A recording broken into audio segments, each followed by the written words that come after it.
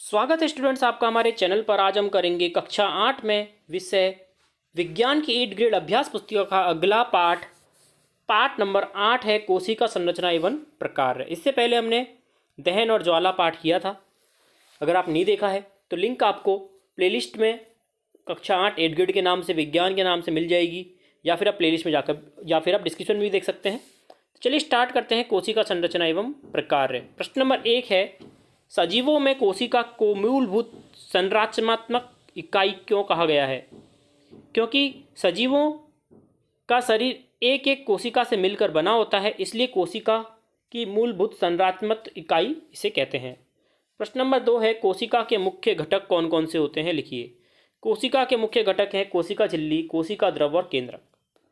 प्रश्न नंबर 3 है, सबसे बड़ी कोशिका का नाम लिखिए। सबसे बड़ी कोशिका होती है शतुर्मुख का अंडा, जिसकी साइज होती है 170 mm बाय 130 mm। प्रश्न 4 है, एक कोशिकीय जीव से आप क्या समझते हैं? कोई दो उदाहरण दीजिए। एक कोशिका जीव वाले जीवों की एक कोशिक जीव कहते हैं, जिसकी एक जीव मतलब एक कोशिका वाले जीव जो होते हैं वही क्या कहलाते हैं? एक कोशिकीय जीव कहलाते हैं, जैसे कि अमीबा या पैरामीशियम। प्रश्न 5 है, कोशिका भित्ति केवल पादप कोशिकाओं में ही क्यों पाई जाती है? कारण बताना है। पौधों की कोशिका झिल्ली को आहबद्ध करने के लिए अतिरिक्त संरचना पाई जाती है, जिसे कोशिका भित्ति कहते हैं।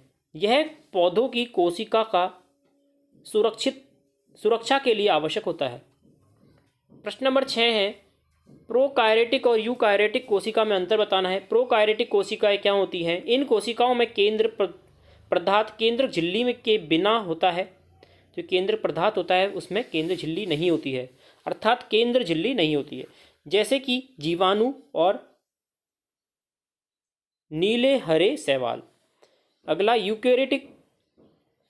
इन कोशिकाओं में केंद्रक सुसंगठित झिल्ली युक्ति पाई जाती है, जैसे प्याज की झिल्ली व गल की कोशिकाएं।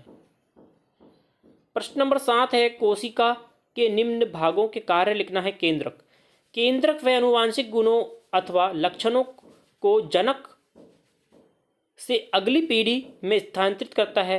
केंद्र कोशिकाओं के क्रियाकलापों पर नियंत्रण रखता है। और क्लोरोप्लास्ट का क्या है काम? यह पत्तियों को हरा रंग प्रदान करता है।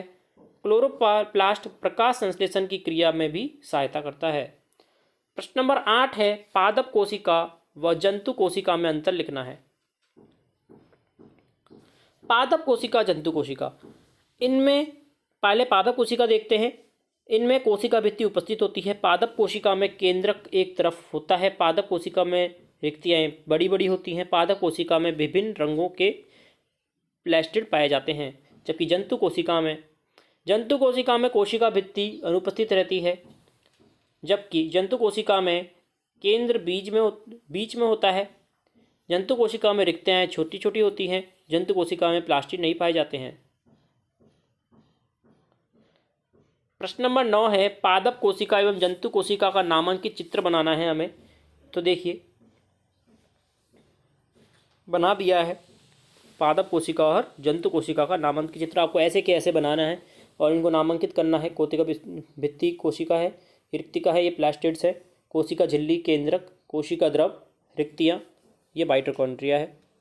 अगला देखिए, तंत्रिका कोशिका का रेखा चित्र बनाना है और उसके कार्य भी लिखना है।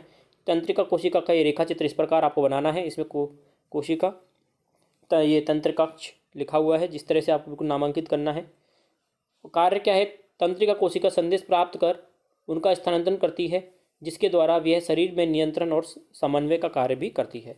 तो ये था हमारा पूरा चैप्टर का सॉल्यूशन डिटेल में कक्षा 8 कोशिका संरचना एवं प्रक्रिया का।